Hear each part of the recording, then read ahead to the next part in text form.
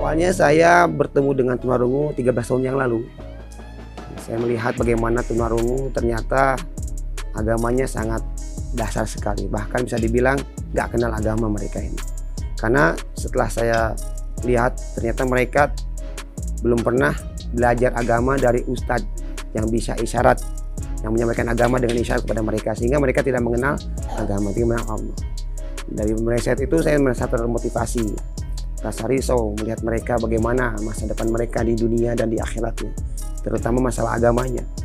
Maka semenjak saat itu saya berniat azam kepada diri saya dan keluarga saya untuk di bawah semuanya mengabdikan hidup kita ini untuk mereka, untuk tunarungu. Jujur saja dari awal saya ketemu dengan tunarungu, saya belum bisa bahasa isyarat ataupun belum tahu apa itu tunarungu, bagaimana kekhususan tunarungu, saya belum tahu. Semenjak saat itu saya jadi ada motivasi untuk belajar bisa bahasa mereka sampai ingin seperti mereka, menjiwai mereka.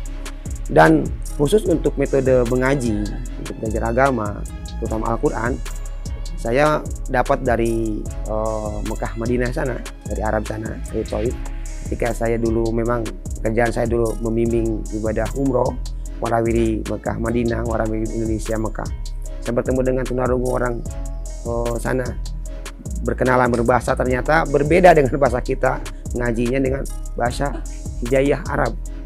Setelah saya pelajari ternyata Masya Allah, di Indonesia negara mayoritas Islam, tetapi tunarungunya ternyata belum mengenal Hijaiyah Arab waktu itu. Maka saya menjadi terinspirasi.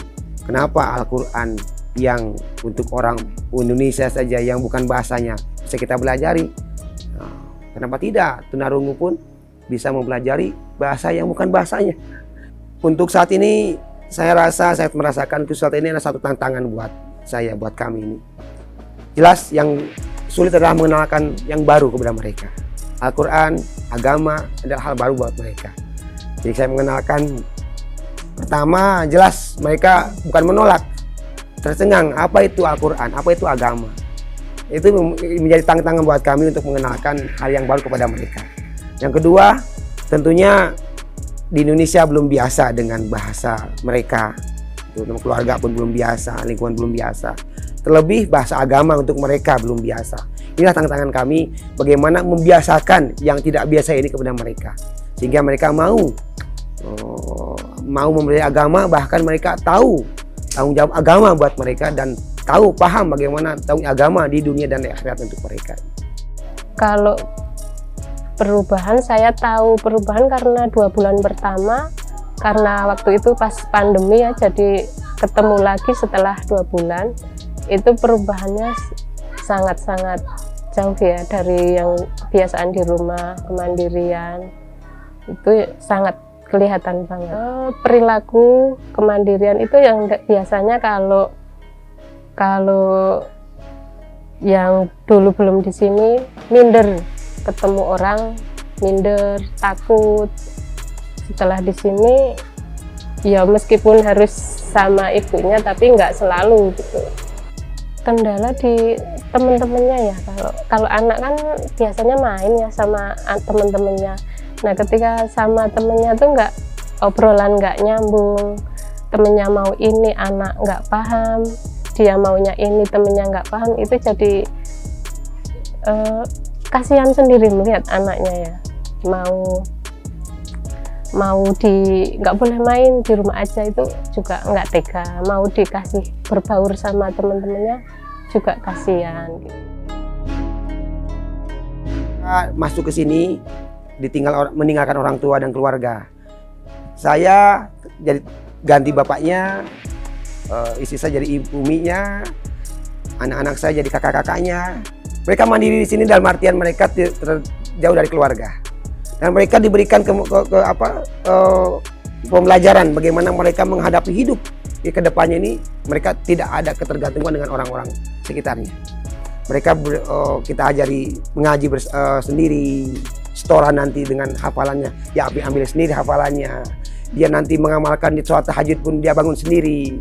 Bahkan sekarang puasa sunnah pun mereka mau sendiri, tidak ada paksaan. Sehingga mereka akhirnya ke depannya dia sekarang udah ada visi, udah tujuan, saya nanti ke depan akan begini. Untuk pembayaran dari sini nggak itu ya, nggak ada ini semampunya. Misalkan itu pun nggak ditarget ini tanggal sekian harus udah bayar, itu nggak semampunya orang tua, dan itu waktunya pun nggak ditentukan tanggal segini harus sudah bayar gitu, enggak. Jadi di sini tuh sangat-sangat membantu lah untuk saya ya, karena saya orang tua tunggal ya, jadi benar-benar sangat membantu. Jangan putus asa ya untuk orang tua. Anak tuli itu bisa loh, anak tuli itu bisa sama kayak anak-anak yang lain, bisa berbaur, bisa bermasyarakat seperti anak-anak yang lain. Jangan berputus asa dan jangan berkecil hati lah. Pasti ada jalan, dimana kita usaha pasti ada jalan.